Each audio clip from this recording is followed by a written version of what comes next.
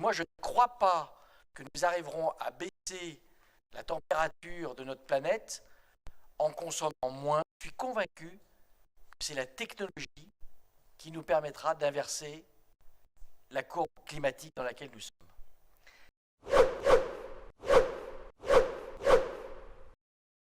En tout cas, notre démarche politique, c'est justement d'initier des choix, je le fais grosse maille, mais de sobriété collectivement pour que justement on évite dans le futur, dans des situations de tension extrême, des choix plus du tout démocratiques, justement on le fasse pendant qu'on a encore un petit peu de temps pour le réfléchir de façon collective. La question, la provocation radicale, trop radicale du coup de volant qu'on veut mettre, c'était votre propos. Bah oui, c'est le cas et on l'assume absolument parce qu'aujourd'hui, quand on regarde, aujourd'hui, je vais prendre qu'une courbe, il y a une étude qui est encore sortie récemment, je sais que je vous saoule peut-être avec ces questions d'études, mais les émissions de gaz à effet de serre, en ce moment, elles font comme ça, hein, et les dernières années, elles continuent de faire ça, et pour descendre sous les 1,5 degrés, la courbe, elle est comme ça. Voilà. Donc si vous voyez un petit peu l'angle de mes mains, Bah effectivement, on n'est pas sur un truc tranquille où on peut donner le temps. Il nous faut une bifurcation radicale et un changement effectivement qui est majeur et compliqué à mettre en œuvre. Une des différences, et je l'ai déjà dit au Conseil communautaire, je l'ai déjà dit dans cette assemblée, j'en mets pas en question le fait que vous n'avez pas des projets qui ont une visée écologique, en question la visée globale dans laquelle ils s'inscrivent, la différence fondamentale entre votre vision et la nôtre, c'est que vous avez une vision qui est les actions que vous mettez en œuvre, très axée autour des questions de technologie. Et au sens technologie, la rénovation, qu'on ne conteste pas, hein, qui va permettre de réduire des émissions, la question des éoliennes, des panneaux solaires, enfin bref, toute une vision technique. Demain, la voiture électrique, hydrogène propre, l'avion propre, etc. Et dans cette vision-là, on n'enlève rien et on ne limite pas parce que la technologie, elle va nous aider à continuer comme avant. Je reprends l'exemple tout à l'heure que vous donniez par rapport aux 24 heures sur 24, 7 jours sur 7 pour le casino. C'est-à-dire, ça n'enlève rien à personne. Donc, ça veut bien dire que si on n'enlève rien à personne et qu'on n'enlève pas de consommation ailleurs et que le but, c'est de créer la consommation supplémentaire, en fait, on est dans une démarche où on rajoute quelque chose. Et aujourd'hui, la question de cette vision-là des choses, elle est vraiment fondamentalement différente et de manière grave, selon moi, parce que la technologie, bien que nécessaire, elle reste complètement insuffisante et à un moment donné, il faut qu'on se donne des limites collectives dans ce qu'on fait.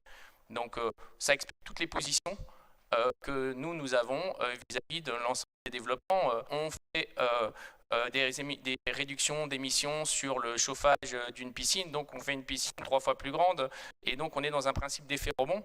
J'ai déjà dit, effet rebond, franchement, c'est vraiment une notion qu'il faut qu'on partage tous et que si vous ne le connaissez pas encore, malgré les fois on en a parlé, c'est incontournable parce que l'histoire des technologies nous montre que tous les gains de performance qui ont été réalisés se sont inscrits dans une augmentation des usages, vous l'avez dit encore tout à l'heure, en centre-ville, il faut des nouveaux usages, etc. Et cette ligne-là nous emmène à voir, en fait, malgré des performances énergétiques, écologiques, il continue de monter. Et c'est un problème parce que c'est une solution qui n'est pas une solution si à un moment donné on ne se donne pas des réflexions justement de sobriété, de choix de faire moins grand, de faire peut-être moins de choses, d'avoir une attention particulière à tout ce qu'on fait dans cette réflexion, de dire non, on peut pas, la mode, on ne peut pas changer en permanence, etc. Si je peux me permettre juste une remarque. Vous avez mis le doigt dessus. Oui, j'assume en tout cas une vision technologique. Pourquoi ? Je suis convaincu que c'est la technologie qui nous permettra d'inverser la courbe climatique dans laquelle nous sommes. Qu'est-ce qui différencie le règne animal du règne humain ? La maîtrise de la technologie. Vous proposez un retour en arrière par la décroissance et nous proposons au contraire un bond en avant technologique pour éviter d'aller dans le mur.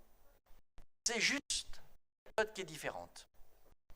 Et moi, je ne crois pas que nous arriverons à baisser la température de notre planète en consommant moins, en privant de travail la plupart de nos industries, avec tout ce que vous nous proposez. Je ne pense pas que ce soit la bonne solution. Au contraire, je pense que c'est la technologie qui nous permettra d'avancer. D'ailleurs, on le voit, les énergies renouvelables.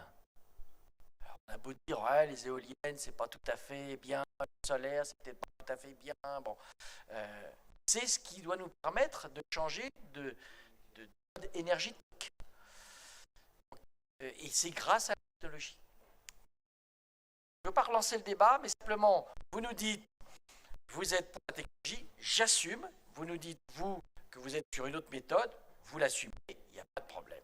Non, monsieur Nicolas, juste quand même. Moi, j'ai pas dit que les technologies, c'était pas une solution.